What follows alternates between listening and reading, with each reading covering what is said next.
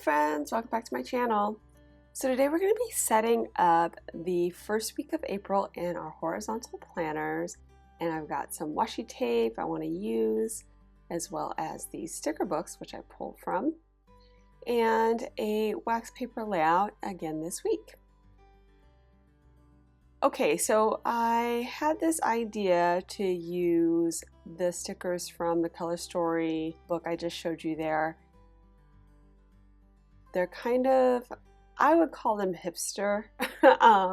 They're like illustrated, but kind of muted tones, and just have like items in there that I would deem as hipster items, which is cool. It's like I was living in Oregon for a while, and it definitely has like the Portland vibes all over it. So that's what I think of when I see them. I wasn't really that into them when I first saw them. I wasn't really sure how I was going to use them, but I don't know, just this week I decided that they look like a good choice. Just something other than florals.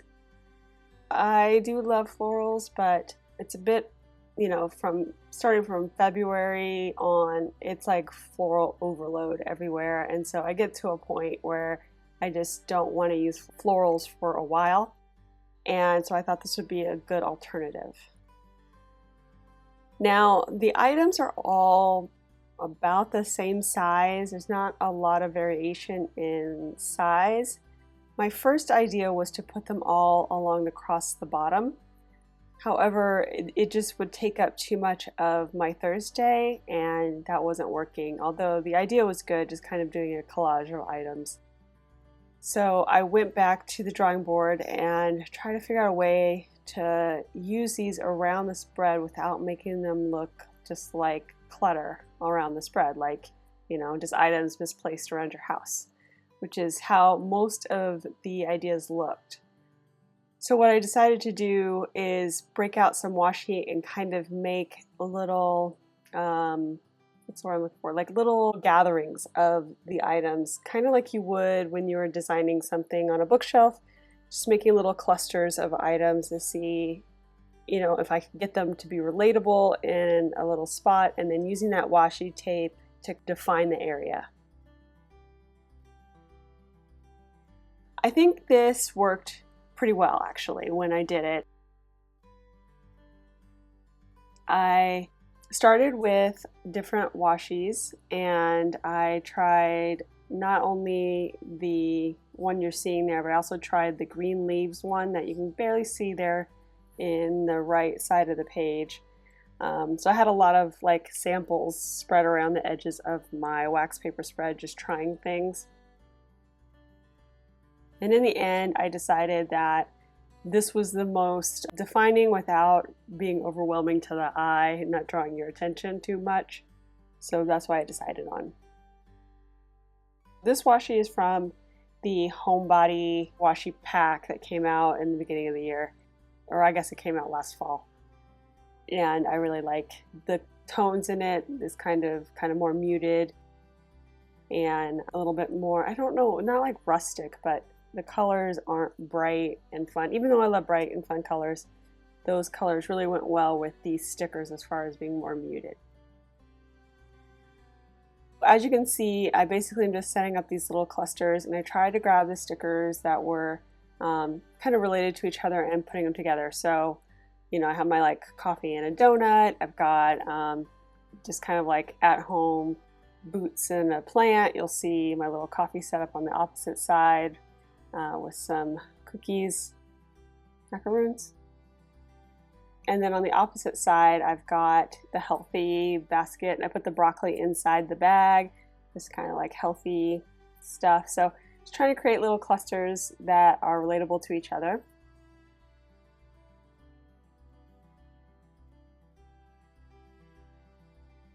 And so that was the main thing I did, and then I just kind of do my little variations where I make a space for my checklists, and then also I'm trying to keep a little space on each day for some kind of highlight, but I'm not using a focus box for it. I'm just carving out a space through decor for those, because I didn't want to add more clutter to the spread. I also decided on the dark green as my kind of anchoring color. I went into the recipe book that I had because I thought that the styling was very similar as far as the way things were written and drawn. And although I didn't find too much in there, I did find those meal prep and plan stickers, you know, obviously related to recipes, that I could use on here and just kind of as reminders to get that going. And then those dark green stickers were in there, so I used those for all of the checklists throughout my spread. And I think that that color was good because it kind of just created one cohesive color to kind of focus in on versus all the different colors in the items.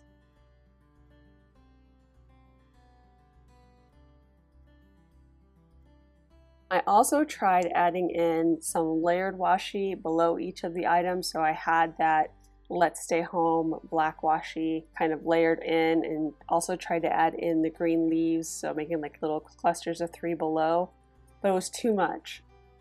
I let it sit for like a half an hour and I went and did something else and I came back to it and I just was like, no, it's not working, and I pulled it out and went back to the more simplified look, which I think will work better.